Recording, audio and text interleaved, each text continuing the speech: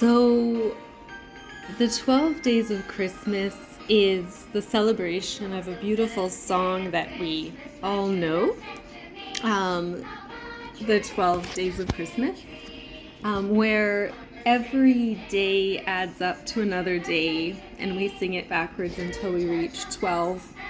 And of course, it's like the gifts that a lover brings to their partner every day of the 12 days of Christmas, and it symbolizes each of the 12 days of Christmas accumulating in Epiphany.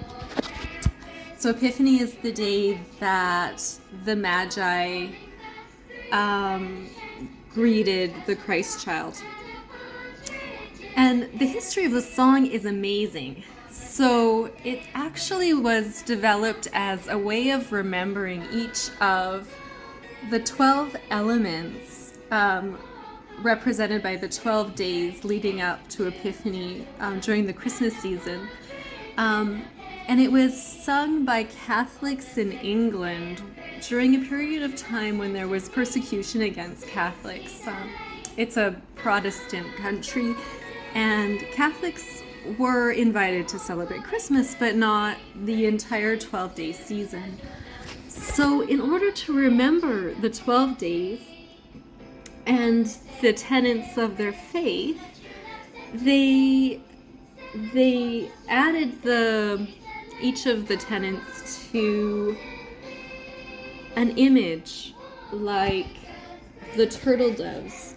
So from the song, there's two turtle doves in a pear tree, and that's the second day of Christmas. But to Catholics at that time, it would represent the combination of the Old Testament and the New Testament. And of course, Christ's birth is the completion of the Old Testament leading into what would become the New Testament. And then the third day of Christmas is the hens. And you can just imagine all the hens in the garden at the end of 12 days. But it's more beautiful than that when you really analyze it, because they represent faith, hope, and love. And one of my absolute favorites is the milkmaids.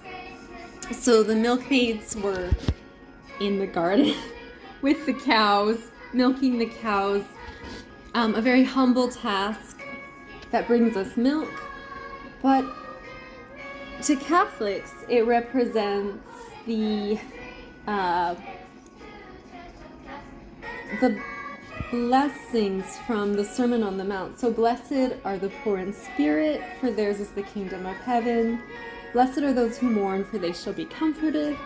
And blessed are the meek, for they shall inherit the earth. So each one of these images is connected very closely to something deeper, and the purpose of Christmas to many people. So when I wrote the article that became this book, I wanted to celebrate that, and I hope that you will also really love it. So Merry Christmas!